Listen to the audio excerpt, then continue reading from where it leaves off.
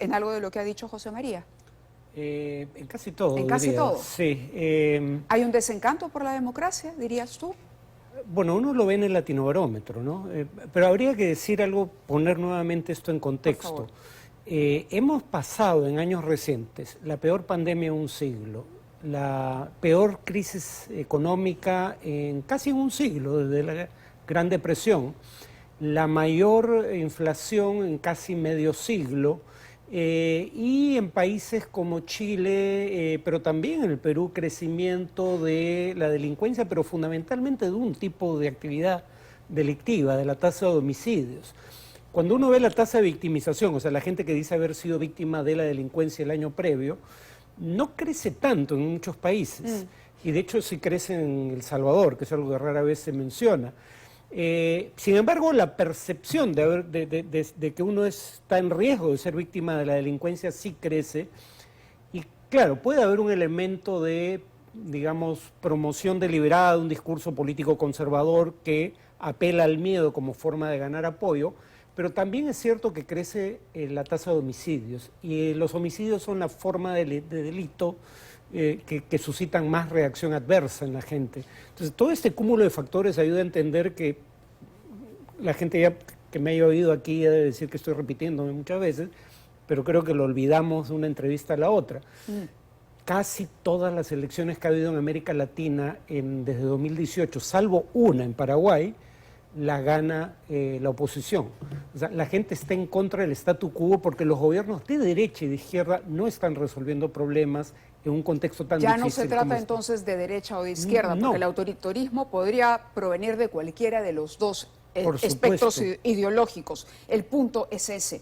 Ahora, trasladando toda esta situación a Perú, ¿qué es lo que podría pasar cuando tú ves un Congreso, por ejemplo, que evidentemente en el caso de la Junta no tiene la facultad de investigar, pero que genera esta reacción y dicen, ¿cómo es posible que quienes tienen problemas con la justicia vayan a investigar a la Junta? ¿Cómo es posible que aquellos que blindan, ¿no?, a sus malos integrantes, a sus malos miembros, los blindan y los protegen, no hagan investigaciones sumarísimas como la que sí quieren hacerle a la Junta? Entonces, más allá de reconocer o no que el Congreso puede legalmente investigar a alguien, es un asunto de legitimidad y de confianza en las decisiones de las instituciones. Lo propio digo por el Ejecutivo. Sí, estoy de acuerdo. Lo acaba de decir Mercedes Arauz, ¿no? El Consejo Nacional de la Magistratura, que precedió a la Junta Nacional de Justicia, que a diferencia de la Junta Nacional de Justicia no era nombrado meritocráticamente, con toda la evidencia en contra de ellos, que era de delitos, no de sacar un comunicado que no le gusta al Congreso, se les dio la oportunidad de defensa.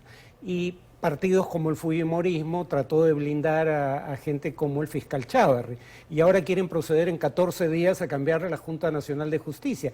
Claramente no es un interés por el funcionamiento de la Junta misma lo que está detrás. Estamos hablando de un Congreso que quiere ir, lo dicen explícitamente, contra el Jurado Nacional de Elecciones. Algunos de ellos porque alegan que hubo fraude, sin embargo ahora aceptan como legítima a Dina Boluarte. Yo creo que es presidenta constitucional, pero quienes creían que ganó con fraude no deberían aceptar ahora que es una presidenta constitucional. ¿Y ves en el horizonte de Perú la posibilidad de un perfil de candidato tipo el que estamos viendo, un Milei o alguien que se aproxime a las ideas de Bukele, por ejemplo? Bueno, acabamos de tener un Castillo, ¿no? Y Castillo en primera vuelta tenía un discurso muy radical, no solo en lo económico. Hablaba de cerrar el Tribunal Constitucional, cerrar la Defensoría del Pueblo. Pero el triunfo de Castillo se atribuye más al antifujimorismo que a los méritos y a las promesas del propio Castillo, ¿o no? Sí, pero lo interesante aquí es cómo en cuestión de semanas pasa de la categoría otros en las encuestas a encabezar la primera vuelta. Entonces, digamos, en un país con fragmentación electoral, un candidato antisistema requiere menos de 20% para pasar a segunda vuelta. El tema, sin embargo, metemos, por eso lo que dice Alberto Vergara sobre la asociación entre el modelo peruano y el guatemalteco es preocupante, es que la mayoría de este Congreso está haciendo todo lo posible para que no haya elecciones competitivas en 2026. para tener controlado el Tribunal Constitucional, la Junta Nacional de Justicia, el Jurado Nacional de Elecciones, tener al Ejecutivo alineado con el Congreso.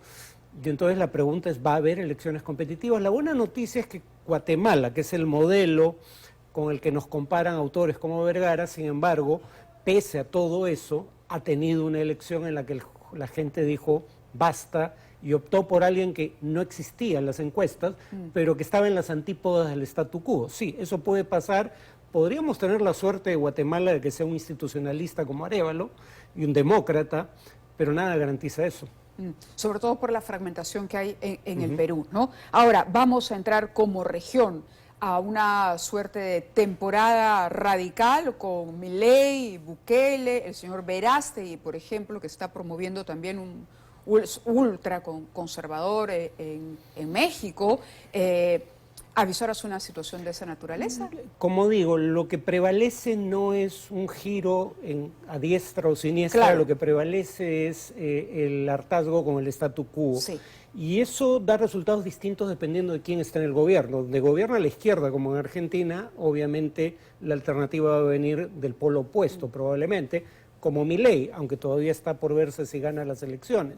Pero, por ejemplo, en Ecuador han pasado a segunda vuelta una candidata de izquierda y un candidato que es francamente moderado, ¿no? Él dice ser de centro-izquierda.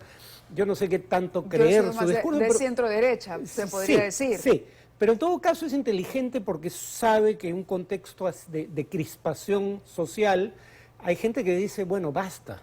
Claro, Milei quiere, por ejemplo, acabar con la mayoría de los ministerios en Argentina. Entonces, claro, es un país donde buena parte de la población vive de transferencias del Estado, empleo público, etcétera. O sea, no es que nadie se haya dado cuenta que hay que cerrar el déficit fiscal en la Argentina. Es que eso tiene un costo político enorme, cuando menos en el corto plazo, antes de que empiece a dar resultados.